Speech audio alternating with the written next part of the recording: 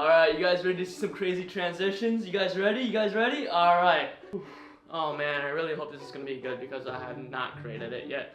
I need to still learn it. So what I'm doing is I'm doing the 30-day Teach to Learn challenge for the one-person film crew, which means I learn something new every single day. I create something, hopefully nice, and then I'm gonna show you guys a video tutorial. So basically, I learn through the process and I get to learn through teaching, and I hope to give back to you guys, the YouTube community, for helping me so much. Alright, without further ado, here's what we're going to be learning today.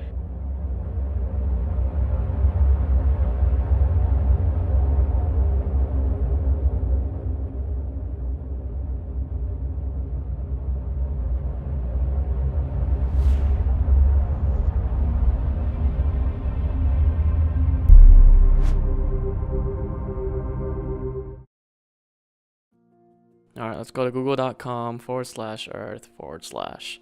You guys should download Google Earth Pro, which is the software, and it's more advanced and powerful than the browser version. It's a real quick download. I'm gonna fast forward a bit, and here we go.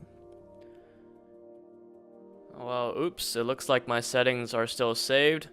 So just go on to the left side under layers and just make sure that everything's unchecked except for terrain and 3D buildings. I have 3D buildings unchecked right now because my Google Earth clip does not have any buildings. Alright, so I'm going to go back to settings and reset to default.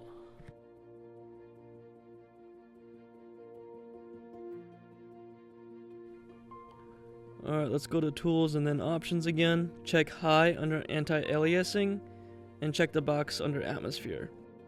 What that does is that it makes the Earth look a little bit more realistic. Alright, let's create our starting point for the video.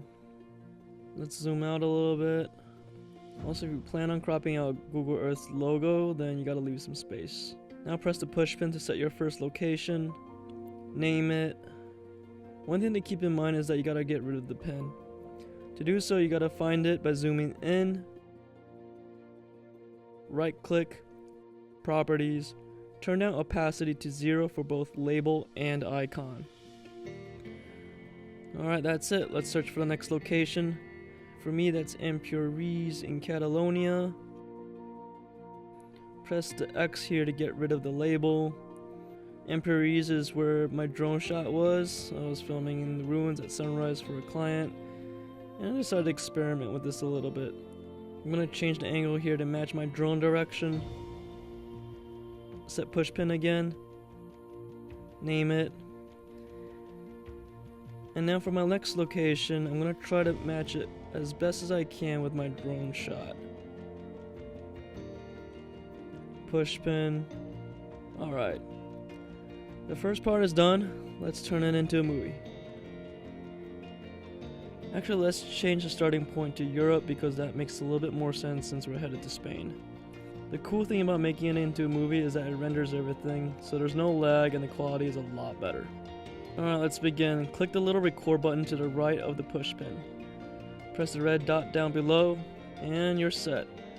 Double click your second destination. Whee! And when you're ready, hit the third destination.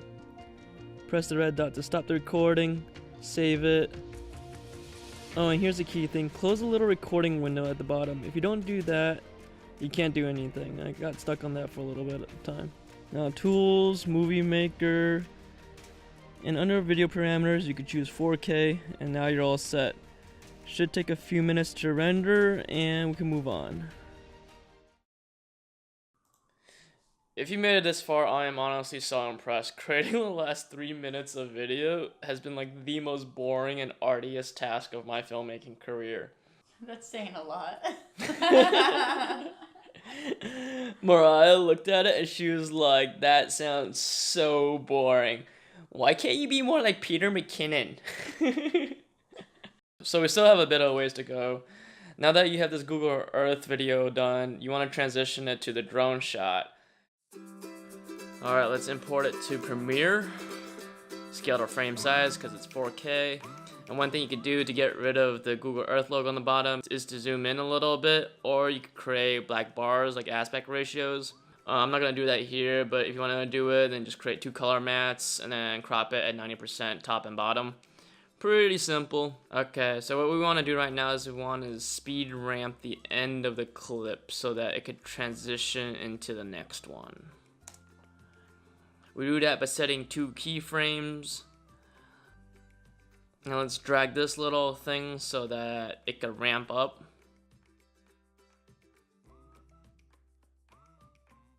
And this even smaller thing for ease in and ease out. I'm gonna plug in my drone clip here now. Alright, cool. Now it's just a lot of tweaks to make the transition look smooth. One of the main things that doesn't make it look smooth is the color difference. So we're gonna color correct it a little bit, turn the green to orange. I'm not gonna go through a color correcting tutorial right now, but you could kind of see what I did if you just, slow it all down. That's pretty much the gist of it. Speed ramping, color correcting, and you can also play with an effect called directional blur. If you want to take it a step further, you could also get into masking, layering, and feathering.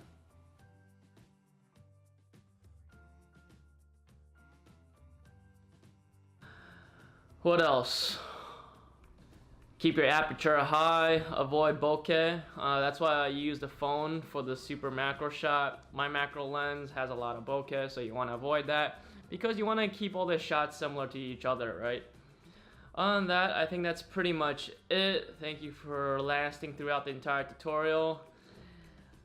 Going through all this makes me understand the hard work other people put in to make these tutorials that I watch all the time and I take for granted. Another one. So big shout out to all the creators out there, all the people helping each other out. And hopefully tomorrow I'll make my video less boring so I don't lose my girlfriend to Peter McKinnon. And I'll work on it. Sexy shot of Peter McKinnon, like right here. I'm in the middle of talking right now. You can't just interrupt my video. Anyways, whatever guys, I'll see you guys tomorrow. What just happened? Your computer has a mind of its own. Okay, that was the scariest thing ever. You guys see that? There's like someone controlling my computer right now.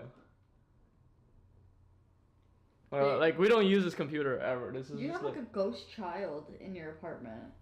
Like why would it play like children's music out of nowhere? That's really creepy. I don't know how comfortable I feel about that right now. Alright. Yeah, we don't use this computer. This is just like an extra monitor, but I put on the computer so there's no flickering effect, which the monitor has. Anyways, I'll see you guys tomorrow. Hopefully.